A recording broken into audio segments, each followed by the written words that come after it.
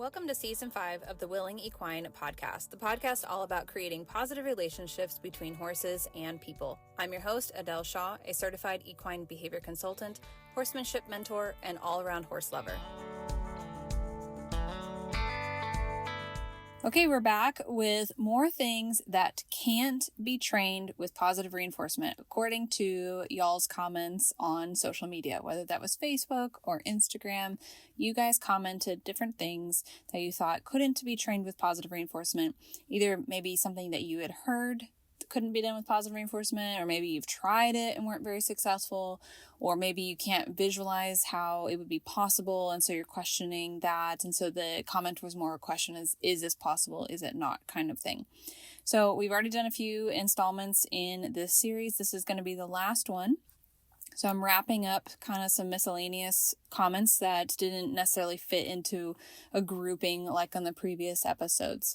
The first thing we're going to cover is proprioception exercises. So self-awareness, meaning awareness of the body and movement, being aware of your place in space, your how your body moves, the edges of your body, meaning everything that's going on, whether it's the awareness of the feet, the hands, when it's come to people, or for horses, maybe it's the awareness of where their hooves are versus their tail versus their shoulder versus their head and muzzle. It's their spatial awareness. It's their ability to feel and be in kind of connected with their body and how they move throughout their life and how they interact with the space around them and their awareness of that. So it's thought that this can't be trained with positive reinforcement. That was the comment that I received. And my experience is that this is actually possible, that training proprioception is possible with positive reinforcement. Really what it comes down to is making sure that we have a solid foundation with positive reinforcement, meaning we have good training mechanics, we have good shaping skills, we have a good understanding of what we're doing, we've got good feeding technique, the horse isn't dealing with underlying food anxiety, we are just in a really good place, we've got good food feelings, we've got a good established foundation. And then we start to apply this in our interactions that are focused on proprioception. So like for my horses, I will often set up a large variety of different objects and things that they can go over and interact with that help bring awareness to the body. So something that I might use is like an ACE bandage or like a stretchy tape kind of bandage that has very, very mild resistance that I place around their body. I put it usually in like a figure 8 pattern, but you can learn more. There's different patterns you can do to help bring some tactile sensation to different parts of their body. And they can have this on them while you're doing something like reverse round pen or just leading even. And having this object on them can help stimulate the senses, the nerves in different areas of their body, which then can send that information to the brain, which then helps build the proprioception. There's a lot of different types of body wraps that we can do to bring awareness to the body. There's some you can put around the girth area or like the lower back area, across the chest, underneath the neck, around the head. Like there's a lot of different ways that we could apply this. Something else I might do is if I'm having a horse that's struggling with the backup and I feel that they are lacking some awareness of their hind end, is I'll temporarily place some bell boots on their back feet. And as I'm working with positive reinforcement, when I'm working with positive reinforcement on the backup or just leading, just that initial interaction with the bell boot, that sensory input that is given to the horse, it's not aversive, it's not something that's causing them fear or anything, but it just brings awareness to that foot. And I'll notice that there's an increase of awareness of that foot and the backup improves. They'll start to do diagonal pairs. They're actually lifting the back legs instead of dragging the toes. But I always make sure and introduce these objects in a very slow, very systematic way where the horse is not fearful of the object and they're not trying to avoid it. We're not creating sensory input in combination with fear and avoidance. We just want some tactile information that's almost happening at a subconscious level while we're doing something that the horse enjoys and has a good time doing, and it has something that they understand well. So that goes back to the bell boots. I might initially introduce them to like a soft something that's around the back leg, or if the horse is comfortable with having their feet handled, just kind of feeling up and down their legs and making sure we're all good, and then put the bell boot on and just kind of mess with it a little bit. And this whole time they're getting, clicked and fed or just fed. And then we'll work up to being able to have some movement with it on. So exercises like that are really beneficial for building proprioception. And then we can do this during our positive reinforcement training sessions. It's no different than training with negative reinforcement. If you have a horse that you're teaching to back up and is dragging their back feet, and you're teaching them with negative reinforcement, and then you prepare them and get them used to and desensitized to the bell boots, and then a little bit, not enough that they ignore them completely, but enough that they're not fearful of them. And then you put those bell boots on to help increase awareness of those hind feet. You're going to get some awareness of subconscious kind of awareness of their back feet, or maybe it's conscious, and meaning that they're more, cognitively aware at the time of what's going on, versus it's just kind of this thing that's happening unintentionally. So then you would continue with your negative reinforcement training. You put a little pressure, they do their backup step, you release pressure, right?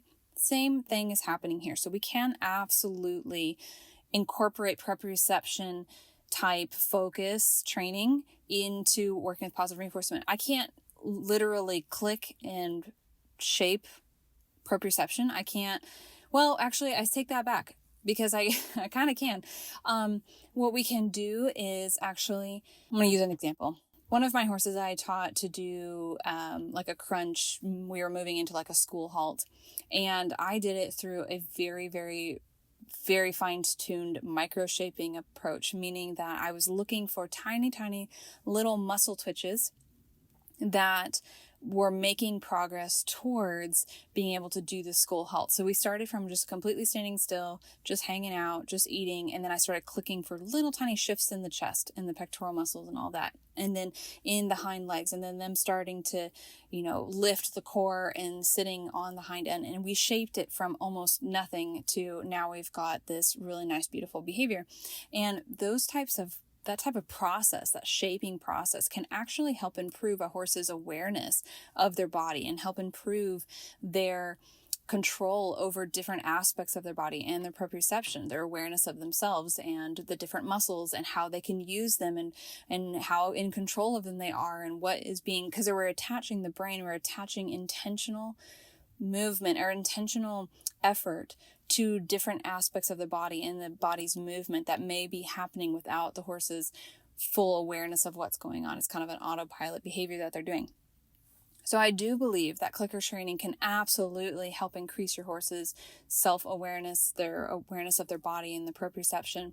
And then also we can incorporate, just like we would with traditional negative reinforcement, pressure and release type training, we can incorporate different proprioception type exercises into the training, like the body wraps and the Surefoot, balance kind of pads, and even balance mats like I use tumble mats that are for people, but I actually use them for my horses, and they're great because there's just a little bit of a lack of stability in the mat, enough to make the horse kind of think about their balance and get them thinking about it and shifting their balance so that they can stabilize, and they're using muscles and fine twitch little muscles to get themselves balanced, and that can help build proprioception as well. We can use, bell boots, things like that can help really build awareness of the body. Even blankets, I've used different lightweight like mesh sheets and such to help bring a horse's awareness to their size even. Like I've had a horse where I was convinced that, and actually I was proven right, where she didn't really want to go into the horse trailer because I think she thought she was too big for the trailer. Like she couldn't possibly fit in there. And so I put on a lightweight sheet on her because it was summer. I just put on like a mesh, cooling sheet kind of thing on her. And all of a sudden she could walk in. And it was because she needed something to show her her own body's size in comparison to what she was looking at. And now it's kind of hypothetical. I don't know exactly if that's what was happening, but that's my interpretation of what happened, and it worked. And this horse had already been introduced to the blanket. It was comfortable with the blanket. It was not new. It was not aversive. It didn't add pressure to the situation or aversives or anything like that. but it did help her bring awareness to her body so that she could feel more comfortable in the environment I was asking her to get into. So I do absolutely believe you can, and I practice this on the regular, bring proprioception type exercises into all training, but also positive reinforcement. And also I think clicker training and positive reinforcement can help a horse become more aware of their body. I'll give you one more example. Hoof care.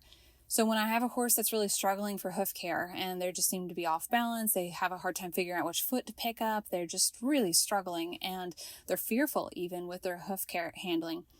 When I go in clicker training, when I do it with cooperative care and I teach them to pick up their own foot and give me their foot and hold their own foot, all of that, I find that all of a sudden the horses are much more comfortable. I believe a large part of this is because the horse becomes more aware of their own body and they're in control of what's happening. And it can improve their hoof handling in general, not just when you're trying to clean the feet or trim it, but I find that they're actually more, they're more sure-footed and they're more present, like they're more aware of their feet and they pay attention more to their feet. And they're like, oh, this foot, I can control picking it up and I can hold it for you. And it just brings a lot of awareness to what they are doing and what's gaining the reinforcer. So I do believe clicker training itself can improve proprioception and, awareness of the body. Which leads us into a comment about movement science and how positive reinforcement as it's used right now may be limited in its ability to be compatible with movement science. So the comment, I'll actually read the comment. Most protocols for R+, in my opinion, or negative reinforcement, so R negative, pressure and release, are not compatible with science movement skill acquisition because microshaping and thin slicing / incremental successive approximations conflict with motor learning research in many areas. But I 100% still use positive reinforcement for movement training. It just looks different.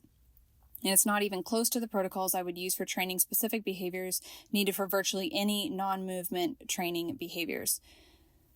So I don't have a solid answer for this as far as is positive reinforcement compatible or not with the updated research on movement science. I believe there is so much more to life than just operant conditioning. I don't want to put us into a box. It's just R+ or it's just negative reinforcement and there's nothing else going on. However, I still believe that is always happening. It is always occurring and we can't just step outside of it and okay, this exercise we're doing movement science and this exercise we're doing positive reinforcement. Or negative reinforcement, or I should say really, this exercise we're doing movement science, this exercise we're using operant conditioning. That's not how it works. Operant conditioning is still always happening. However, my understanding and what I believe is that this comment I absolutely would imagine is going along the lines of this. When we're microshaping behavior, like that example I gave you of my horse that I was teaching the school halt to, it's in conflict with some of the updated movement science where the learner needs to be in charge. The brain needs to be in charge of exploring that range of motion, and it needs freedom to go and discover that it can do this thing. If there is external pressure or motivation of some kind and shaping that, and it needs to be exactly like this and just in this way and repeat, the drilling of it, that is in conflict with the science. And I understand that and completely can agree. So the way that I'll just tell you what I do that helps me, apply the science, the updated movement science, and also continue to use positive reinforcement in a way that doesn't frustrate my horses or cause any food anxiety or cause lots of extinction bursts and things like that. We don't want to cause frustration and we don't want to withhold reinforcers. But we also do want our horses to be exploring the range of motion. We want them to be exploring movement. We want them to get out there and move and variable movement patterns and just expanding their range of motion in different areas. We don't want to drill and create these problems that we see in our equine society today, where we've got so many sports injuries for these horses. We've so many injuries. These horses that are at the top of the game are sustaining injury after injury, And these are all highly preventable injuries. And most of them are coming from, I don't know about most of them, but a lot of them are coming from drilling and drilling and drilling in a repetitive motion. We're just wearing and tearing on their joints, on their ligaments and tendons. We're just tearing them apart because we were just drilling, and we were putting excessive wear on the same areas over and over and over again, and we're causing problems. So for me, what this looks like is changing my horse's day-to-day life and impacting that from an antecedent perspective. The rest of my horse's 24-hour day. So if I do, and let's say I do an hour training with my horse per day, which is, I don't usually get an hour per horse per day, but let's just say I have an hour per day per horse. The rest of the 24-hour day, so 23 hours out of the day, I want my horses exploring a wide range of movements. I want them going up and down hills on their own. I want them trotting around with their friends. I want them bucking and playing. I want them getting forage from up high, getting forage from down low. I want them, kind of trying to figure out a puzzle of how to get this little piece of grass from under this log kind of thing. I want them going over ground poles. I want them going over logs. I want them picking their way through rocks and rocky terrain. I want them going over soft soil and hard soil. I want them going over rocks and soft ground. I want them going over grass and through water. I want all these things, and I want them exploring it at high speeds, low speeds. I want them doing all of it. It should look like anything but the manicured pasture, square or circle that's monoculture grass and flat ground and perfect, no holes, no nothing. Like everything is beautiful and you can't possibly hurt yourself out there. I want the opposite of that. Now, of course, I need to prepare my horses for that. It happens gradually over time. I can't take a horse that's only used to that type of environment, throw them out in the pastures I've got now.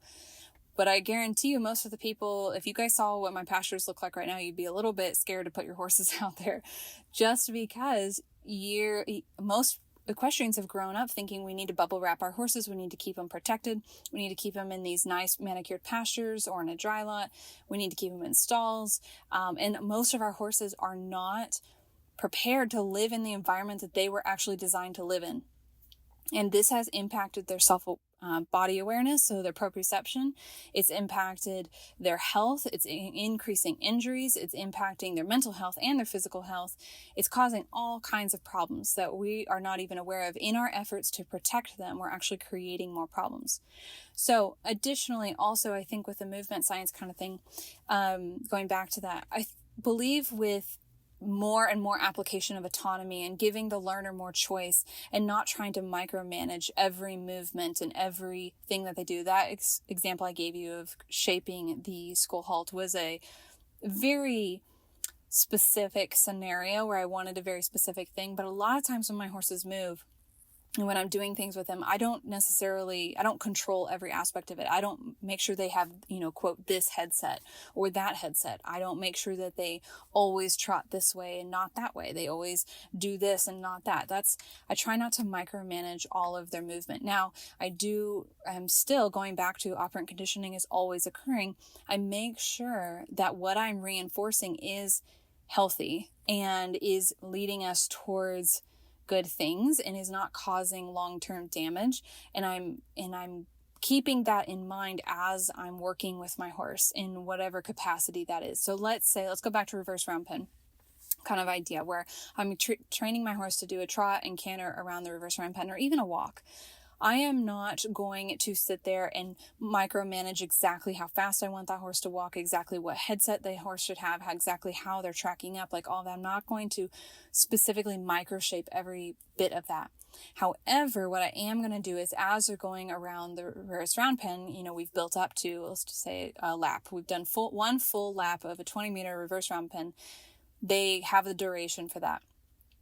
I am going to see if I can help that horse towards a little bit more balance and a little bit more functional movement as far as making sure they're not completely inverted and carrying themselves upside down and dragging out from behind, like dragging their hind legs behind them and falling to the inside and all of these things. We're going to, if my horse starts doing that, I know that they're not physically able to do the thing I'm asking them to do. So I'm going to go back to a stage where my horse can walk in a normal way, walk in a functional way, a healthy way. And I'm going to make sure when I am reinforcing and what I am building includes that. But within that range, within the scope of what is healthy functional movement, I'm going to largely leave it alone. And then I'm going to incorporate a lot of a variability into my training. I'm going to incorporate going over obstacles and letting the horse just, play with that how they want. I'm going to explore going over different types of footing and let the horse explore going over that the way that they want to. They get reinforced for everything. And this goes back to also another application kind of thing. I reinforce like everything. There are very specific things that I am shaping and I am using my clicker for and all that. But if my horse chooses to do it a different way, I still reinforce. And then I'll go back and think about how am I going to set up antecedent a little bit different to get the thing I was more looking for, if that's important. I'm going to look at how could I change my mechanics, what I'm doing, maybe the shaping plan, so that we can make progress towards the goal that I wasn't originally intending. But if my horse just changes midway somewhere, I'm not withholding. I'm not punishing. I'm just going to be like, well, that was kind of different, unusual. That was kind of, maybe we'll run with that. That's fine. But I'm just going to feed you. Like, good effort, good job. Let's keep going. So when we start to implement these practices of reinforcement is never withheld, lots of variability in the training itself, and then paying attention to the rest of the 23-hour day, and then thinking about how we can help our horses explore more ranges of motion and more ways of doing things when we are not there, or when we're not on their backs, or even on the ground doing an active training session, we're going to see huge improvements towards their health, their physical health, and their mental health. And I think we can effectively apply a lot of what we're learning in movement science. Okay, so another thing we got a question about was training a horse to drive. So driving a cart, carriage, something with positive reinforcement. And that was something that wasn't possible with positive reinforcement. That's not true, because we actually have really great examples of this. I am not an expert, however, and this is not an area of specialty. It's actually not something that I've ever trained or explored myself personally, because I just haven't had a lot of interest in it. But I do see really good examples of this. And I'm actually going to put in the show notes, I'm going to put the information of where you can look for more information about driving with positive reinforcement. Peggy Hogan and Monty Gwynne are really great examples of this that we have right now. Great trainers that are teaching horses to drive. They actually have some good YouTube videos and stuff that's free and available if you're interested in that. But it is possible to teach horses to drive with positive reinforcement. We're just going to have to get creative with our reinforcement procedures and the shaping and all of that.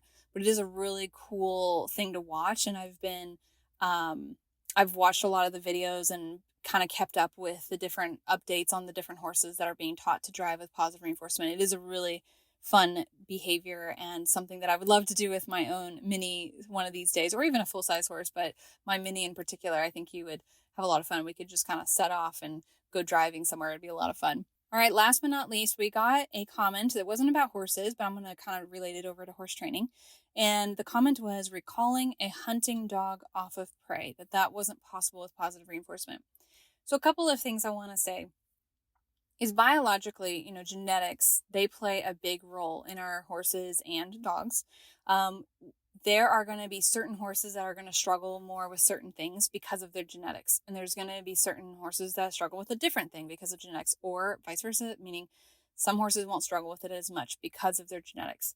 So for example, we might have a horse that genetically is prone to a little bit slower, a little bit more consistent, steady kind of gaits. I'm thinking like a draft horse, right? This type of horse, we're going to struggle with getting speed from. Speed is not going to be the thing that they are genetically really prone to and going to have an easy time with. But does this mean that it's impossible to teach a draft horse to pick up their pace and trot or canter or even outright go for a gallop or something like that with positive reinforcement because they're not genetically prone to it? No. Does it mean it's going to be much harder? Probably. Now, there's always genetic anomalies, meaning breed anomalies, the horses that don't fit the normal breed standard. But that doesn't mean that it's an impossible task, that positive reinforcement can't do it now. So we need to keep that in mind.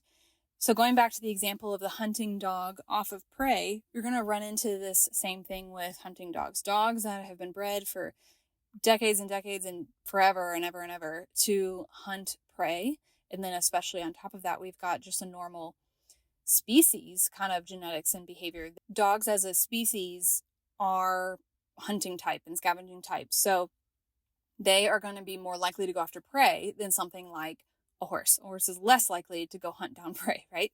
So we have that we're also dealing with as well. With positive reinforcement, though, when we're going against the grain a little bit, when we're going against what the dog or the horse is bred and designed to do, it does make our job harder, but not impossible. There's limitations, though, to how much I think it's ethical as far as when we're looking at this, when I'm making that statement as a whole. We need to be careful of it. You got a dog for a reason, you got a hunting dog for a reason. Well, if you're going to ask them to do something different than they were bred to do, is it the right breed for you, kind of thing? Same thing with a draft horse. You got a draft horse, and draft horses come with draft horse things. So maybe barrel racing isn't the sport for them. And how ethical is it to ask that horse then to do barrel racing when they are just not, they don't want to do it. They're not inclined to do it. It's just going to be an uphill battle. Why are we doing that?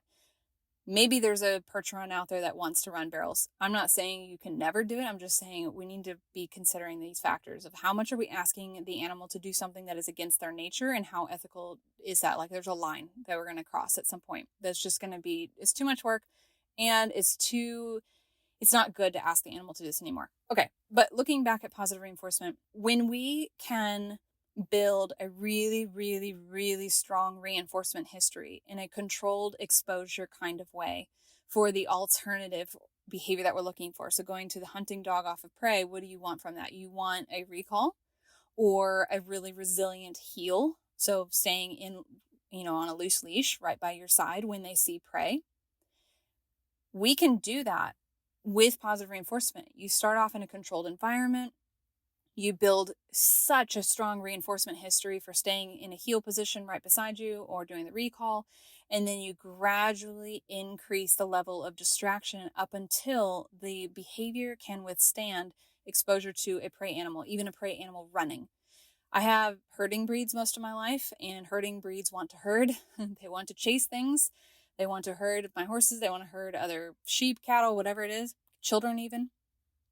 I've been able to teach my herding dogs to only herd when given access to herding, when cued for that. So it's the same kind of idea here with a hunting dog chasing prey, but it has to be done in a very structured way. You probably need professional support on it. And then, we need to make sure that this dog is also getting an outlet for that behavior. Like, we can't just say, oh, it's too bad you're a hunting dog, you're never allowed to hunt, or you're never allowed to go chase prey ever. It's terrible for you. I know I got a hunting dog, but you're just never allowed to do that. Same with my herding breeds. I always gave them an outlet for the behavior because we've bred them for this. It's only right that we give them an outlet for it. So when it comes to horses, kind of just relating this question back to horses and horse training, we need to keep in mind what was our horse bred for? What are they suited for? What do their genetics say, they can do and not do? We might look at it as something. Actually, a really great example with horses is eating grass. They are all designed to eat grass. That is what they do. They eat grass. They were designed to eat grass 18 hours a day. Can we train them not to eat grass with positive reinforcement in a controlled environment? Meaning we have them on a leash. I'm talking about dogs and horses. We have them on a lead. We're on a walk, and we don't want them to eat grass while we're on a walk. Absolutely. You start off in a controlled environment where there's no grass. You teach them, what is the equivalent of heeling for dogs. You teach them to lead right next to you. And then you gradually increase exposure to the thing we don't want them to do. And then you also make sure, this is the flip side of that you give them plenty of opportunity as you can physically. I know some horses have restrictions on how much grass they can have, but you give them access to at least forage the rest of the time. So they have an outlet for this very natural behavior, so they can do the behavior. And then also, when on lead and leading them around grass, you put the grazing on cue, and then you put the not grazing on cue. So going back to the leading. So absolutely possible with positive reinforcement. And positive reinforcement can actually help create a very resilient, very strong behavior. I've seen this time and time again with all of the different species and animals I've worked with. You just have to be very intentional with the process, very intentional with the exposure, very intentional with your reinforcement history. And you may need to work with a professional if you're a novice trainer in this area, because again, this is a hard thing we're asking our animals to do. But yes, it is possible with positive reinforcement. Thanks so much for listening. If you have any questions, please do email me at info@thewillingequine.com. If you'd like more information on my courses, coaching, consulting, or even access to free resources, please do check out my website, thewillingequine.com. If you like this podcast or this episode, please do leave feedback on the platform that you listen to it on.